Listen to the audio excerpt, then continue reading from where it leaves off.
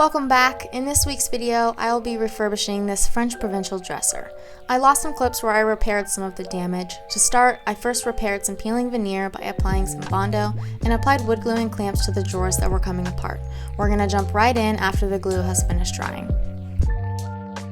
So now that everything's had some time to sit, the clamps have been sitting on here for a while, the glue's dried, I'm going to take everything off and then see if there's any more spots that I need to glue or clamp, and then the next step is going to be sanding. Just for a quick example, this one looks really good overall after I took the clamps off. This is nice and tight, the seams are closed. The only thing that I notice is the veneer is coming up a little bit still, and right here and on the end right here. So all I'm going to do is just toss some glue under there, put some tape on it, and then it should be dry within a few hours and ready for sanding. Here I'm just going in with some wood glue under that veneer that was peeling, and I'm using tape over the edge to close that gap until it dries.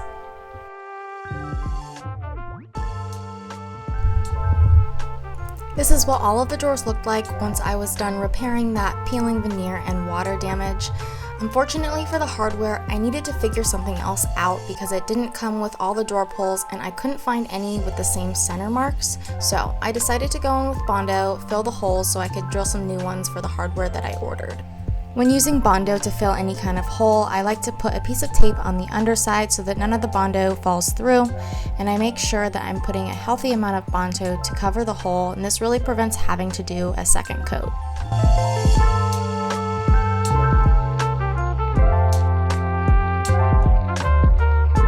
I had previously gone in and filled the missing veneer on the top of this dresser with some Bondo, so now I'm going in with a low grit sandpaper. I'm using 100 grit to smooth that over and scuff up the rest of the surface.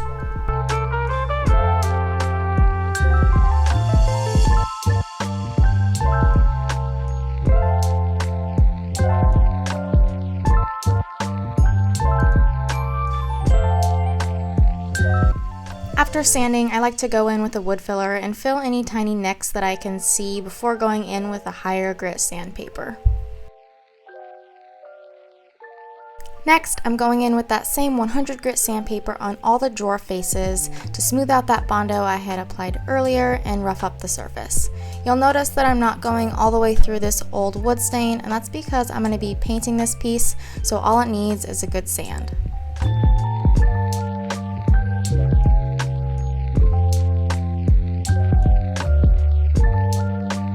As for the rest of the dresser, I did what I could with my orbital sander, and the rest of it had to be hand sanded, so I grabbed my sanding block, got to work. This didn't take me long because I wasn't going through all of the stain and I just needed to rough up the surface for primer.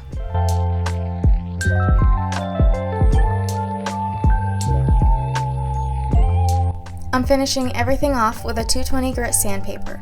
Now, normally I would only go in with a 220 sandpaper to lightly sand if I was just painting a piece, but because this one was so old and had a lot of grime on it, I felt like it needed a little extra TLC, so that's why I went in with that 100 grit first and then finishing with the 220.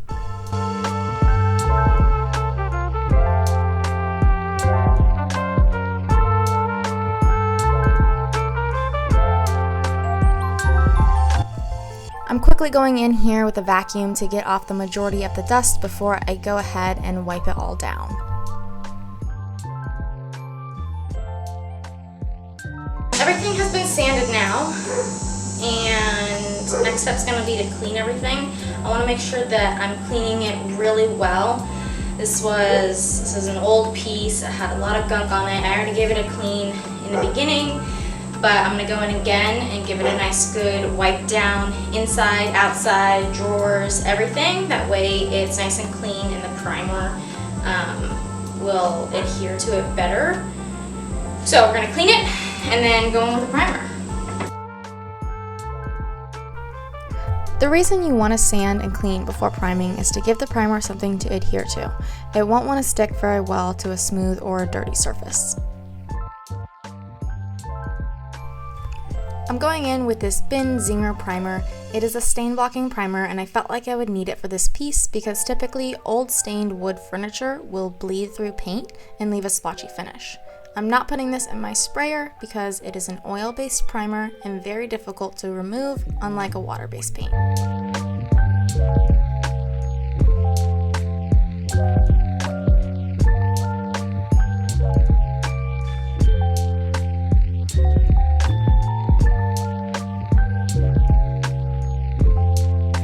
For detailed areas, I'm just going in with a sponge applicator to get in any small creases or grooves.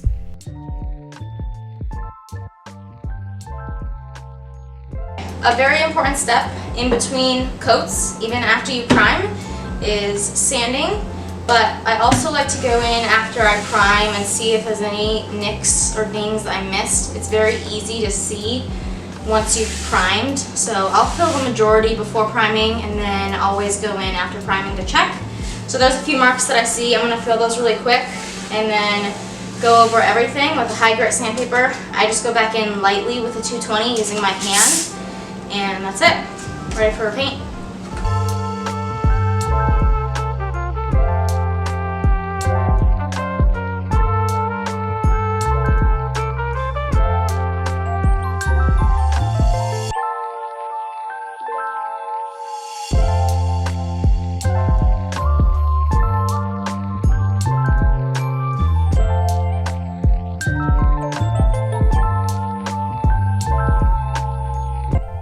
For this piece, I decided not to spray the drawers and instead tape the edges and use a paint roller. Sometimes I find it easier than covering the entire drawer in order to spray them. I'm going in with this bear paint that I purchased from Home Depot. Unfortunately, I don't know the name of it because I got it from the mess up section, but it was only $9, so I couldn't pass up that good deal. I am absolutely loving the color of it. It's like a cream nude beige, and I'm so obsessed I could put it on every piece I get.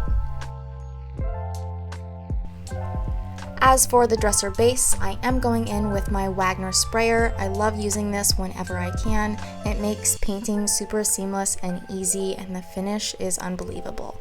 So here I am applying my first coat of paint.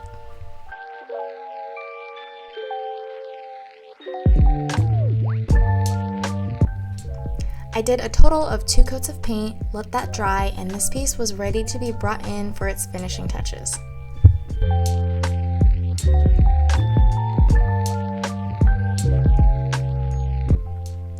I gave all the insides of the drawers a quick clean by vacuuming them out and wiping them down with this wood cleaner.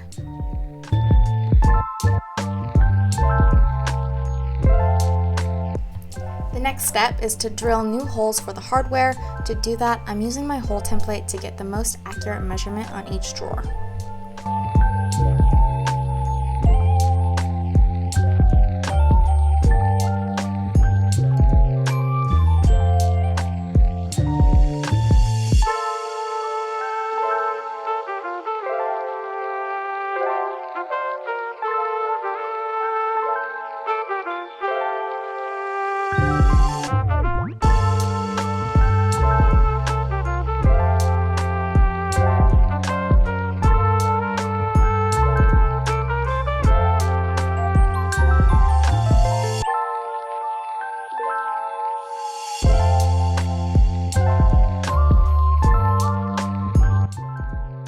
It was now time to add the hardware, and I think I ended up finding the perfect drawer pulls to replicate the original ones.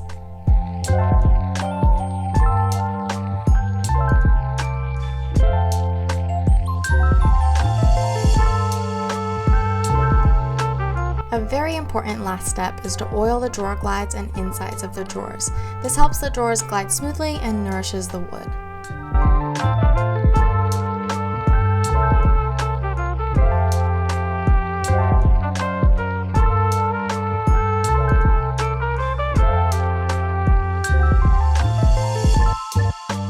I originally bought this piece for $80 and spent about $45 on materials, including hardware.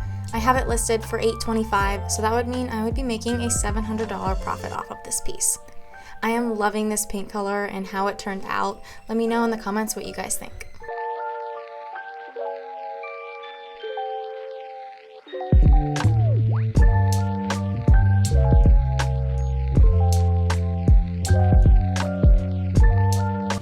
Those of you who don't know, this is Molino.